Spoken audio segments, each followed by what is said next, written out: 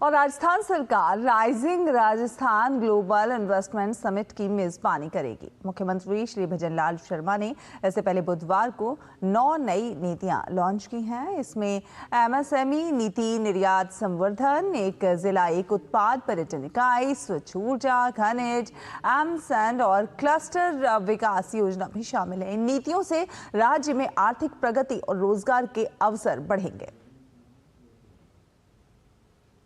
राजस्थान के मुख्यमंत्री भजनलाल शर्मा ने 9 नई नीतियों को लॉन्च किया है। ये नीतियां राज्य में निवेश को बढ़ावा देने और अर्थव्यवस्था को दोगुना करने के लक्ष्य से लाई गई हैं। इन नीतियों में एमएसएमई, निर्यात, पर्यटन, ऊर्जा, खनिज और अन्य क्षेत्र शामिल हैं। इन सभी 9 नीतियों की लॉन्चिंग आगामी rising Rajasthan global investment summit से ठीक पहले की जा रही है।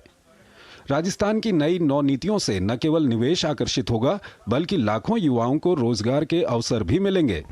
इस क्षेत्र को और अधिक मजबूत बनाने और निवेश के लिए सकारात्मक वातावरण बनाने के लिए निर्माण के लिए हम एकीकृत स्वच्छ ऊर्जा नीति 2024 लाए हैं।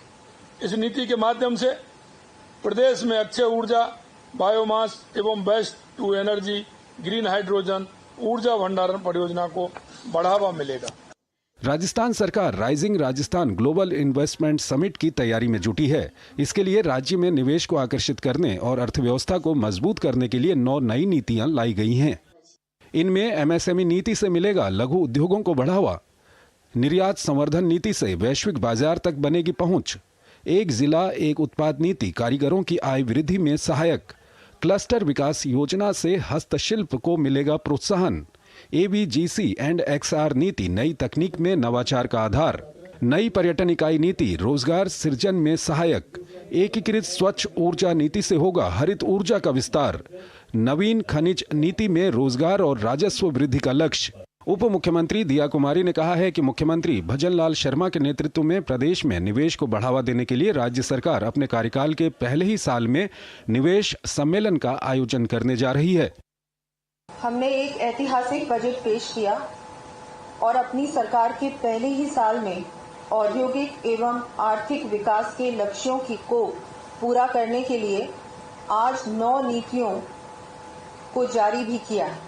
जबकि उद्योग एवं वाणिज्य मंत्री कर्नल राज्यवर्धन राठौर ने कहा कि प्रदेश में निर्यात को बढ़ावा देने के लिए निर्यात संवर्धन नीति लागू की जा रही है, जिसके माध्यम से निर्यातकों की सहूलियत के लिए प्रावधान किए गए हैं।